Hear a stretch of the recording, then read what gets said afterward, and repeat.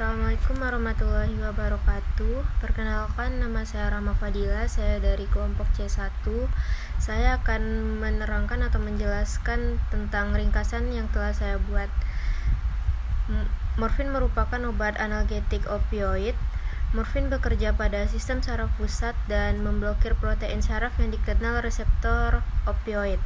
Dosis normal morfin yaitu 30 mg per hari. Apabila mengkonsumsi di atas 60 mg dapat menyebabkan koma dan kematian.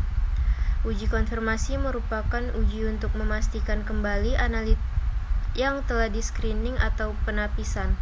Uji konfirmasi memastikan jenis analit dalam suatu golongan. Salah satu metode konfirmasi yang digunakan adalah KLT yang memiliki keuntungan lebih mudah serta memiliki kesensitifan yang tinggi. Untuk prinsip dalam kerja KLT yaitu dua fase yang mempengaruhi fase diam dan fase gerak. Uji konfirmasi untuk memastikan senyawa jenis apa yang terdeteksi. Metode yang digunakan adalah KLT spektrofotometri. Prinsipnya yang berdasarkan interaksi antara radiasi elektromagnetik dan sinar UV vis dengan analit yang merupakan noda pada plat. Metode ini yaitu metode analisis kualitatif yang andal bila dibantu dengan preparasi sampel yang tepat. Misal dengan ekstraksi pelarut. Morfin juga memberikan beberapa efek samping yang cukup merugikan seperti mual, muntah, dan sembelit. Senyawa morfin memiliki sifat adiktif sehingga seringkali penggunaan oplat dan amfetamin disalahgunakan. Penggunaan sesuai dengan sifat fisiokimia dari morfin yang lebih dari ke dalam pelarut organik serta memiliki plat yang cenderung bersifat basa sehingga lebih larut ke pelarut organik.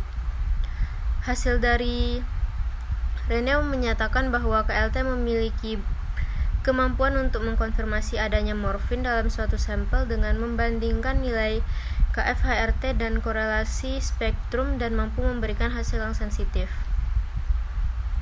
Kemudian BOD dan COD sebagai parameter air dan baku mutu limbah.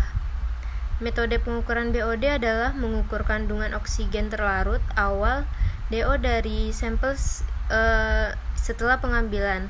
Contoh, kemudian mengukur kandungan oksigen terlarut pada sampel yang telah diinkubasi selama 5 hari pada kondisi gelap dan suhu tetap 20 derajat Celcius, yang sering disebut dengan DO5.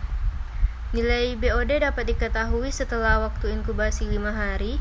Metode pengukuran COD adalah dengan menambahkan sejumlah tertentu kalium bikromat atau K2CR2O7 sebagai oksidator pada sampel dengan volume yang diketahui, yang telah ditambahkan asam pekat dan katalis perat sulfat. Kemudian dipanaskan selama beberapa waktu. Selanjutnya kelebihan kalium dikromat ini ditera dengan cara filtrasi. Nilai COD dapat segera diketahui setelah 1 atau 2 jam. BOD adalah parameter penduga jumlah oksigen yang diperlukan oleh perairan untuk mendegradasi bahan organik yang dikandungannya sekaligus merupakan gambaran bahan organik muda yang urai yang ada dalam air atau perairan yang bersangkutan.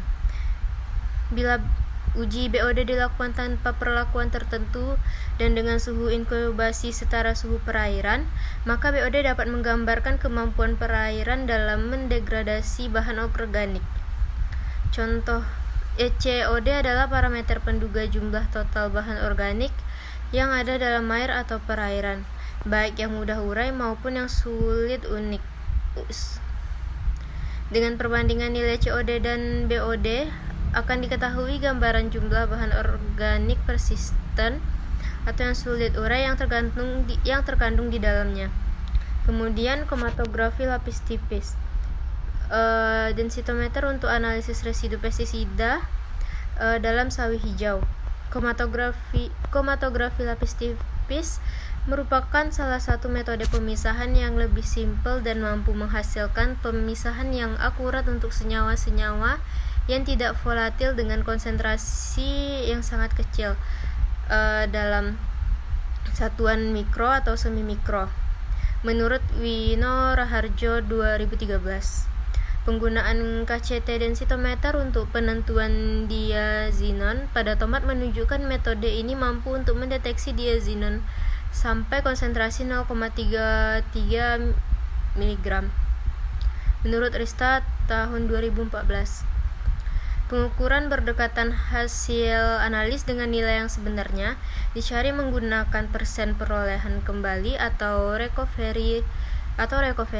Recovery dilakukan dengan menambahkan standar diazinon ke dalam sampel yang telah diketahui konsentrasinya. Sekian penjelasan dari saya. Assalamualaikum warahmatullahi wabarakatuh.